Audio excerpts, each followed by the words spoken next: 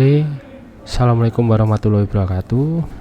Jadi pada kesempatan ini akan saya jelaskan terkait panduan bagaimana kita mendaftarkan ya atau mengajukan judul yang nantinya digunakan baik proposal skripsi maupun skripsi ya di sistem tugas akhir ITAT.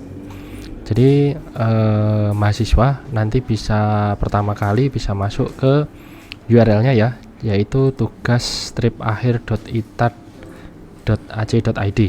Jadi masuk di URL tugas-akhir.itat.ac.id. Kemudian setelah muncul ya halaman loginnya seperti ini.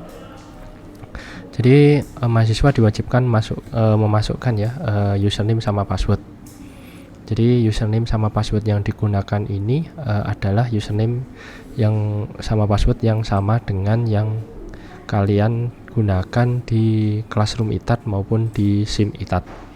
Jadi sebagai contoh kita masuk sebagai salah satu mahasiswa, kita ketikkan username-nya menggunakan npm, passwordnya sesuai dengan yang ada di Classroom maupun SIM ITAT. Oke, kemudian klik login. Nah, jadi kita akan masuk ke halaman dashboard ini ya, teman-teman sekalian.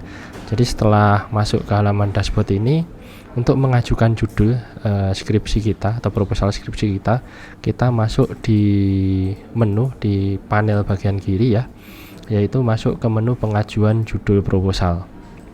Diklik aja menu pengajuan judul proposal. Nah, jadi di sini adik-adik sekalian akan dimunculkan ya list tabel terkait pengajuan judul. Jadi untuk mengajukan judul bisa klik tombol tambah ya di pojok kanan atas ini ya, warna biru, diklik tambah.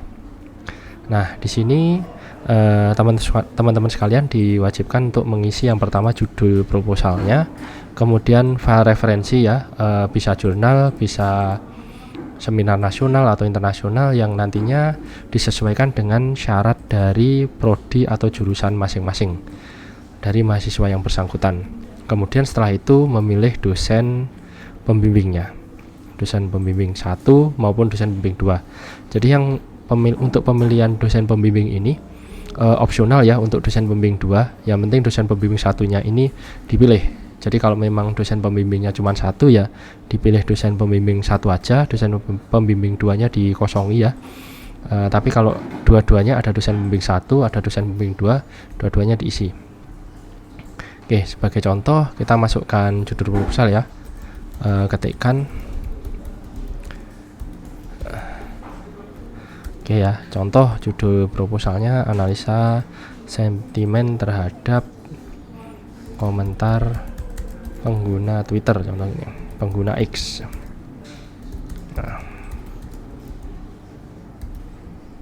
Nah, contohnya seperti ini ya.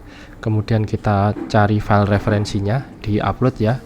Jadi referensi ini maksimal 2 tahun ya. Tapi ini disesuaikan dengan prodi ya. Jadi kalau memang dari prodinya ketentuannya boleh lebih dari 2 tahun atau maksimal 5 tahun atau berapa tahun itu terserah. Jadi disesuaikan aja. Dipilih file ininya ya, file ininya, kemudian pilih satu ya, contoh ini ya, filenya bentuk PDF, diupload. Nah, kemudian pilih dosen pembimbingnya. Nah, ini kita masuk dosen pembimbingnya, jadi kita pilih namanya dosen pembimbingnya, kita pilih satu ya, sama dosen pembimbing 2-nya sekalian. Jadi kita pilih di 2 dosen pembimbing. Jadi dosen pembimbing pertamanya saya pilih ini ya, Septiawan. Kemudian dosen pembimbing keduanya saya pilih Nanang, Pak Nanang. Oke ya. Oke. Nah, kalau sini sudah, kemudian di submit. Nah, setelah di submit, kalau sudah berhasil masuk ya, jadi masuk di list tabel pengajuan judul ya.